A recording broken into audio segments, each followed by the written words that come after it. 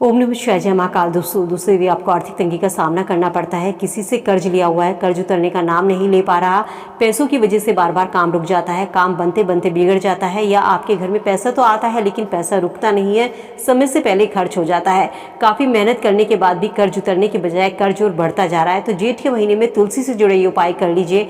आपको हर तरह के आर्थिक संकट से भी मुक्ति मिलेगी और आपका धीरे धीरे कर्ज भी उतरना शुरू हो जाएगा। साथ ही इन उपाय को करने से आप भगवान विष्णु और भगवान बजरंग बली को भी प्रसन्न कर सकते हैं। इन दोनों को प्रसन्न करने से आपको आर्थिक तंगी से और कर्ज से मुक्ति जरूर मिलेगी। दोस्तों, हिंदू धर्म में तुलसी का खास महत्व माना जाता है। कहते हैं तुलसी को साधारण पौधा नहीं है, तुलसी में साक्षात माँ लक्ष्मी का वास होता है। तुलसी का पौधा यदि घर में हो तो व्यक्ति आर्थिक उन्नति भी करता है और घर में सुख समृद्धि भी होती है और माँ लक्ष्मी का वास भी होता है।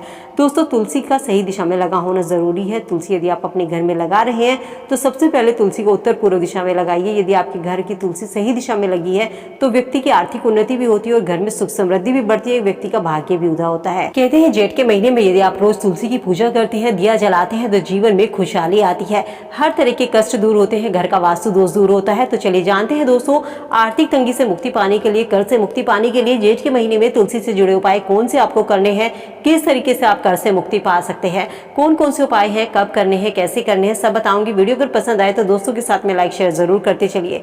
दोस्तों, जेठ के महीने में सुबह उठकर रोज आना, तुलसी पर आपको जल अर्पित करना है और शाम के समय तुलसी पर दिया जलाना है। दिया आपको हमेशा आटे का जलाना है। आटे का दिया बनाइए, उसमें थोड़ा सा घी डालिए, एक चुटकी हल्दी डालिए और 2 लौंग डालिए। तुलसी के सामने दिया जलाइए और दिया जलाते समय ध्यान रखें कि आपकी जो दिशा, आपका जो मुख है वो उत्तर दिशा की ओर होना चाहिए और दिए का मुख भी उत्तर दिशा की ओर होना चाहिए। दोनों चीज का, दीपक का मुख भी और आपका मुख भी उत्तर दिशा की ओर होना चाहिए दिया जलाते समय। और तुलसी माता से अपनी आर्थिक तंगी से छुटकारा पाने के लिए, अपने कर्ज से मुक्ति पाने के लिए प्रार्थना जरूर करें। शाम के समय आपको दिया जलाना है और जब ये दिया बुझ जाए तो अगले दिन इस दिए को उठा करके आपको गाय को खिला देना और गाय के कान में अपनी जो भी आपकी मनोकामना है उस मनोकामना को जरूर कहिए। 1 महीने में आपकी मनोकामना धीरे धीरे पूरी होनी शुरू हो जाएगी। चमत्कार आपको खुद देखने को मिलेगा। ये बहुत ही अचूक उपाय है दोस्तों। इन उपाय को करते समय आपको किसी को कुछ बताना नहीं है। इसके अलावा बजरंग बली को तुलसी अर्पित कीजिए। कहते हैं बजरंग बली को यदि आप तुलसी अर्पित करते हैं तो आपको आर्थिक समस्याओं से मुक्ति मिलती है। आपकी आर्थिक समस्याएं, धन से जुड़ी समस्या जो है वो धीरे धीरे समाप्त होने लगती है। आपको 11 तुलसी के पत्ते को तोड़ना है, उस पर आपको राम का नाम लिखना है। बजरंग बली को आप यदि माला अर्पित कर सकते हैं तो उनको माला अर्पित कीजिए, नहीं तो आप उनके पत्ते जो हैं जिन पर आपने राम लिखा है उनके चरणों में अर्पित कर दीजिए। ऐसा करने से जीवन में आने वाले सभी तरह के संकट समाप्त होते हैं। साथ ही संकट मोचन का पाठ जरूर कीजिए। कहते हैं भगवान बजरंग बली जो होते हैं संकट मोचक होते हैं, तो इनके आप तुलसी जब अर्पित करते हैं, तुलसी की माला अर्पित करते हैं तो धीरे धीरे आपको कर्ज से मुक्ति मिलती है। भगवान विष्णु की पूजा, भगवान विष्णु का भोग बिना तुलसी का अधूरा होता है। अपने घर में तुलसी लगाई हुई है तो उनके पास में केले का पेड़ लगा लीजिए और भगवान विष्णु और तुलसी की आराधना कीजिए। गुरुवार का दिन जो होता है वो भगवान विष्णु का होता है। उस दिन जल में थोड़ा सा कच्चा दूध मिलाइए और वो आप तुलसी में अर्पित कीजिए।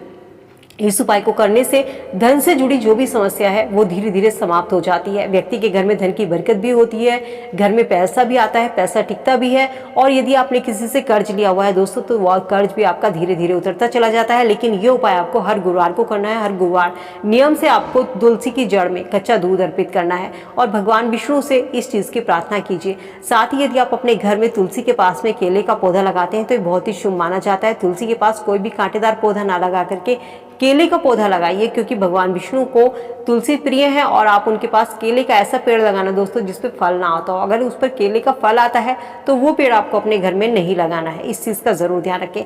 साथ ही जो केले का पेड़ है उस पर थोड़ा सा कलावा भी लपेट दीजिए। 5 बार, 3 बार, 7 बार, जितनी भी आप लपेटना चाहते हैं वो कलावा जरूर लपेटें और तुलसी के पास में इस केले को पौधे को लगा दीजिए। चमत्कार आपको खुद देखने को मिलेगा। आपके घर में धन की बरकत होगी, आपके घर में धन का आगमन होगा, आपके घर में माँ लक्ष्मी का स्थायी वास होगा, आर्थिक समस्याओं से आपको मुक्ति मिलेगी, धन से जुड़ी जो भी समस्या है वो आपकी दूर होगी, आपका धीरे धीरे कर्ज उतरना शुरू हो जाएगा।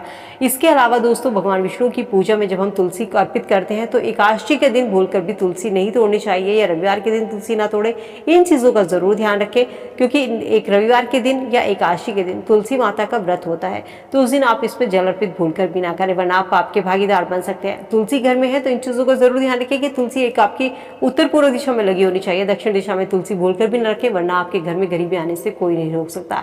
इन चीज़ों का जब आप ध्यान रखते हैं तो आपके घर में कभी भी आपको दुर्भाग्य का सामना नहीं करना पड़ेगा, पैसों की तंगी का आपको सामना नहीं करना पड़ेगा। तो उम्मीद करती हूँ दोस्तों वीडियो में दी गई जानकारी आप सबके काम आएगी। वीडियो से आप जरूर उठाएंगे। वीडियो अगर पसंद आई हो तो दोस्तों के साथ में लाइक शेयर जरूर कीजिए। मिलती हूँ नई वीडियो में नई जानकारी के साथ। स्वस्थ रहिए, खुश रहिए।